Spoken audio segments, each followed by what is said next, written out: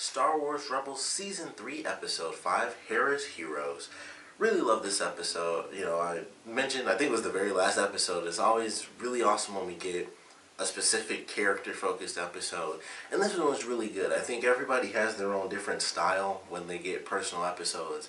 But Hera's is always, it's not just like, oh, it's just my family and stuff. It's about like her history with her family. And this one, went even deeper. It went into a more specific aspect, of her actual people. And I thought that was really cool. I was like, alright, the whole episode is pretty much a personal mission. She's like, this is our home. Like, our home was taken over by the Empire, and there's this one specific thing that I need, basically, because it'll help me keep the memory of my mother alive. And I love that. I was like, she even says it early on, this would be a completely personal mission. There is really no stake here as a victory against the Empire. It's just, I want this item because it's a part of our, our heritage. And I like that. I thought it was really cool. I don't think we've had anything so specific like that where it really started simply because it was like, hey, I just want this thing. It's just a personal thing. Obviously, it wasn't just like, I want to, get something stupid. It meant a lot. And of course, the team stood behind it. It's like, we care about you as much as you care about that. So we're going to do this mission, whether it's, a normal mission or just a personal mission. And I like that idea. It was a cool start to their mission, and we get to see a pretty cool opening action sequence. I actually really enjoyed that, and it's just stormtroopers and whatever that machine is called. I know it has a name, but I don't know it. And I just like the way they did it. We have speeder bikes, which are like my favorite vehicles in all of Star Wars. And so, we have like just a simple chase scene, and then the ghost comes in, and the way they do everything, and just the way it all played out. I was like, this is a simple action scene, but at the same time, I really enjoyed it. Had a hilarious ending with the one stormtrooper. He was really doing his job, though. He was like, I'm going to fight for the Empire. I'm going to destroy our enemies. But man, Zeb really called it. He was like, you didn't really think that went through. So, of course, he gets beat up. And I just love that scene. I was like, oh man, this is going to be interesting. And I love the way they did it, too, because he's like, ha! And then he just has 3 people pulling guns on him, or, blasters, I guess. And it's just like, alright, he's screwed. So I love the way they ended that. But just going through the episode, it was a very emotional storyline with Hera. And like when they first go in, in disguise, we have the scene with Chopper where we see the ship that he was in during the Clone Wars, the ship that crashed. And Hera mentions, her father left it there as kind of a symbol of, what happened. But Chopper, he still has his issues with it, and it's like, okay, that makes a ton of sense. The way they did it with him, the way she said it kind of made it seem like, oh, he was just mad, but I would think it would be more of a sad thing, like, oh, this ship is here, and maybe he's mad that her father kept it there. That would be, that would make a lot of sense as to what would make him angry.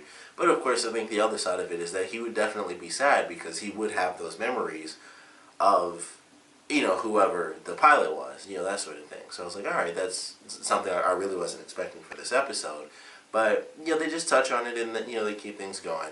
And something that happened really early on, so I knew what was going to happen, was Hera's father says, like, things have changed. Like, the guy that was always coming after us, his moves were always sloppy and predictable and stuff. But now he's making different movements and stuff, and I'm like, no, these aren't different movements. This is Grand Admiral Thrawn. And I really was happy to see him in this episode. I mentioned in the premiere, I was like, I hope we get to see a lot more of him. And, this is episode 5. It's only the second time we've seen him. But it was cool to see him. And I was happy we did, because I thought, at first, I was like, alright, that's clearly going to be Thrawn. I figured they would just mention him again, because it was like, oh, his movements are so different. And I was like, okay, this is obviously not the same guy. It's Thrawn telling this guy what to do. But I was so much happier, it's like, it's not just a little mention, because I really thought, like, oh, they're going to say his name or something. Maybe he'll show up on, like, the hologram or whatever, and that's it. But he was actually there on the planet, and I was super happy to see him. And we have Hera have her first encounter with Thrawn, which is a great scene where the other dude was just dumb. Like, they made it like, no wonder his moves were sloppy. He just seemed stupid, like he wasn't getting it. And Thrawn is going through this whole thing. He's like, he was giving him like every hint, just one at a time. Like, this is only useful to a certain family. Like, to anyone else, it would be useless. And he's like, well, she stole it. And he just wasn't getting it. And I just love the way it all played out. Like he's just so freaking smart. Like I just love seeing that. So it was really cool, very creepy. Like the music they were playing. I can't remember if it was during that scene or if it was during a different scene, but there was some moment, and I think it was during that little mini interrogation moment. They were playing like some old school, like if you watch like an old like Dracula movie or something, just the music was on the piano. I'm like, this is like some super old black and white horror movie type music, and I love that. I was like, because he is creepy, and it's just like this great score, but it's playing low. Of course, you know you have to hear the character, so it's playing a bit lower compared to his voice. But I was like, I love this music right now. It's so creepy and it's very reminiscent, to me at least, of really old school horror films, you know, like something with Dracula in it, or it made, you know, like Phantom of the Opera type stuff. So I was like, I love the music that they have from. I don't think that played in the premiere or anything. I might have to go back and check, but I hope that music plays all the time now, because I was like, I love this song for his character because it's so creepy. Like, it was such a creepy song to play, and he's creepy in general, and I mentioned that in the premiere too. He's just a creepy dude because he's so smart and calculating, and he's so incredibly calm, like 99% of the time. But we got to see that 1% in this episode after they throw Hera and Ezra into the little prison cell, and the dude was just being dumb again. And he's like, oh, it's just a piece of trash. And he just kept saying it over and over again. And he just grabbed him and was like, and he growled too. And then he's like, whew. You know, he like brushes him off and everything. He's like, I'm sorry. I forgot that not everyone shares my sense of appreciation for art. And he's like brushing him off and stuff. He's like, man, I almost ripped you in half. But I'm gonna take off now. I got some other stuff to deal with. So that was an interesting little moment. I'm assuming that that'll come into play later on in the season, where we'll get to see him kind of break down, and maybe we'll see him fight. I don't know if that's a part of his repertoire where he's a great fighter or what the deal is there, but I love that one. I was like, that little moment, I was like, okay, that was the first little snap. That was like a tease of him snapping for some future episodes, but I really enjoyed that. I was like, alright, tiny little moment, but it was definitely an appreciated one, because now we see, you know, it's always the quiet ones, as they say. And then I thought that was funny, though. But that split second, and he just grabbed him and growled. I was like, you know what? I had to calm down. You know, I got some experiments to deal with, which who really knows what the heck that means. But he's got something planned, so I'm excited to see whatever that's supposed to be. But I did really enjoy this episode. I love the focus on Hera. I feel like whenever they do Hera's thing, it's always very emotional. Like when they first did it with their father, it was like their first reunion in a super long time. And this episode was the same thing, where it was just a lot of emotion was, you know, put into it, because it's very deeply rooted in family when it comes to Hera's like origin stories and stuff. And I really appreciate that, because it brings a different aspect that we don't really see too often. And they've kind of strayed away from that, even with Ezra's character. That was kind of like his whole thing initially.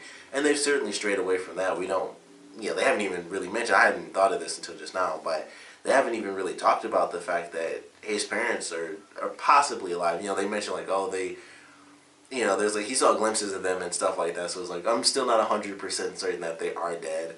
But, you know, and I guess that's why, because he heard from a friend who was like, you know, they're definitely dead. So that could just be it, and they really do let that lie. But, you know, we don't get that real deep connection of family and stuff until it, you know, really comes to Hera. And even with the rest of the crew, she mentions, like, despite having blown up her home is really with the crew and her family. So it was a great episode. Great to see Thrawn. I liked just how menacing he was. I really liked the sort of spy aspect of this episode, with Ezra, you know, being in disguise most of it, and, you know, them kind of playing this role going into her own home, and it's just totally different. It's one of those cool aspects of a familiar place within an unfamiliar, you know, sort of realm. So I enjoyed that. We did have the cool action sequence where everyone else was still outside of the home, and they were trying to fight off the stormtroopers and the walkers and stuff like that. So that was really cool. We got to see quite a few deflections